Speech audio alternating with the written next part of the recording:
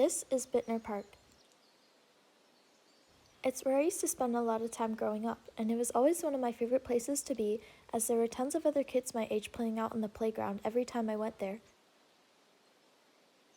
But now, it's been years since I've seen more than a family or two use the park at once. On average, today's children spend 44 hours a week in front of a screen and less than 10 minutes outside per day. This is partially due to environmental inequality, where children of lower-class families living in urban areas may not be able to gain access to safe outdoor spaces. However, the issue of today's children lacking a meaningful connection with nature exceeds the concept of environmental inequality.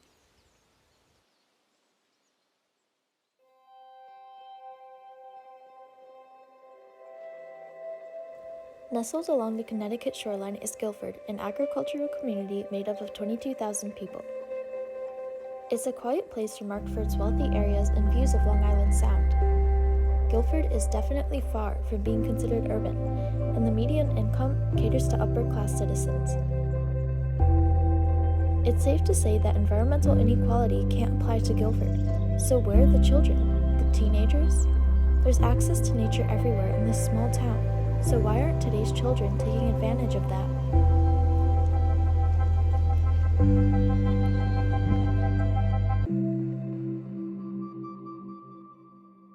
We're creating an environment in which I believe, by definition, they are less alive. What parent wants their child to be less alive? What teacher wants their students to be less alive?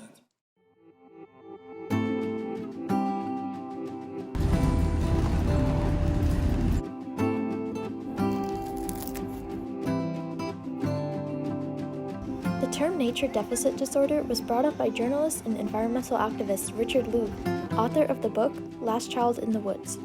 The disorder is characterized by a weak bond between a human and nature.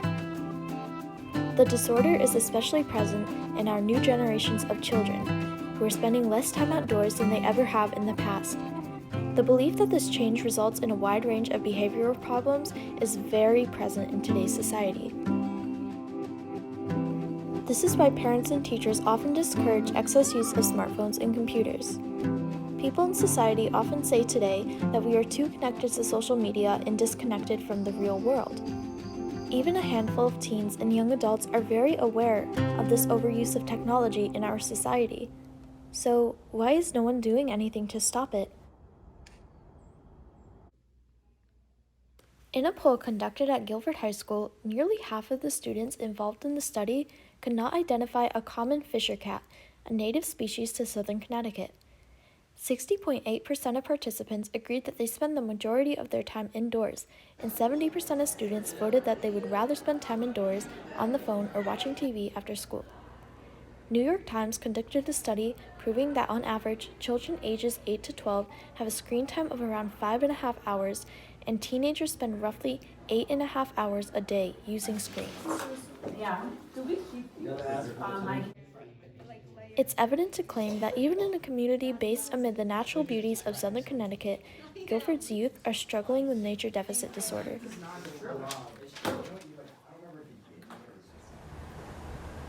Think about it now. What is the first thing that comes to mind when you wake up each morning?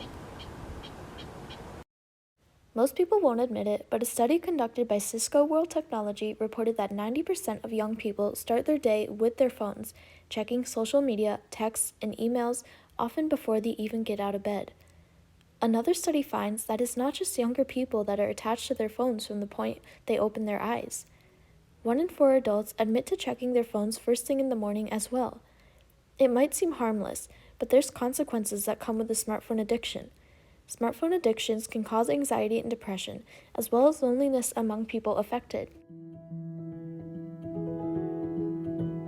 Sit deep in the woods of Guilford, children ages 4 to 5 years old attend this preschool dedicated to encouraging a non-traditional path of education for toddlers.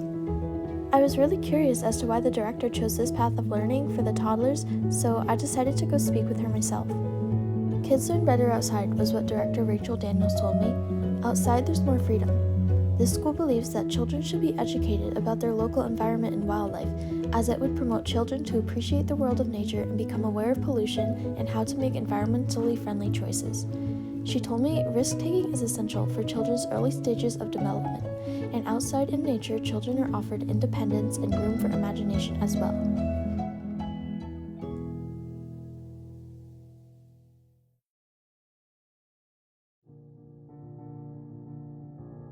Contrasting with the trend of Americans beginning their mornings with their cell phones, at Gilbert Community Nursery School, the children are encouraged to start their mornings with nature.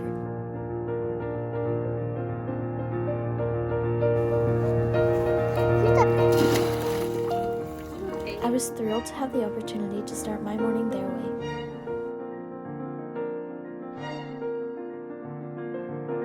The children were so excited to share their knowledge about the environment with me. They even taught me a few things.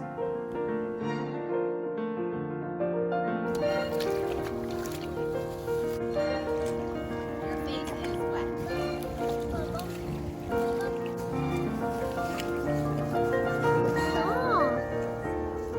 Do you like it? Yeah.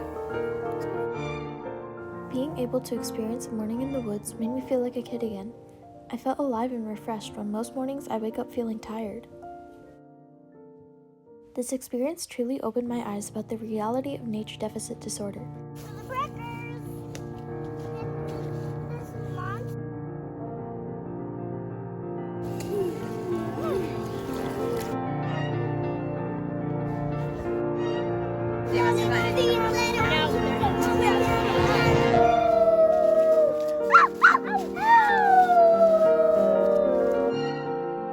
Although I consider myself a nature enthusiast who loves spending time outdoors, I began to realize how much I was missing out on, even when I spend more time outdoors than most teens might.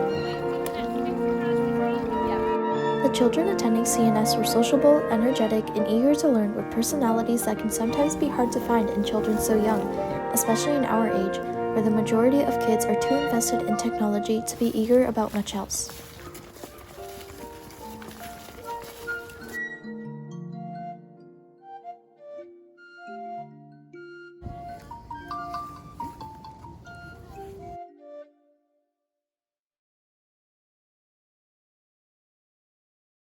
I often hear young people like me complain about how dull the world is. In order to have a sense of adrenaline, kids and teens feel like something big needs to happen.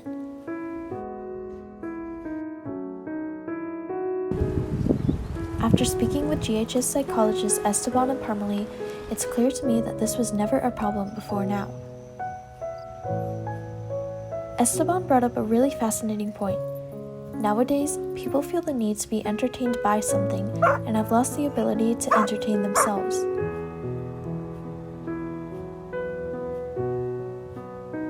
This is what nature deficit disorder is all about. Because new generations are being raised to depend on toys and screens, they don't see a point in investing time or energy toward anything else when what they have is already simple, quick, and entertaining.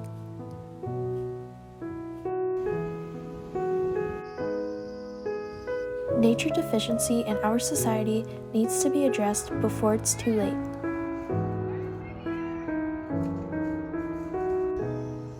So, what will you do to make a difference?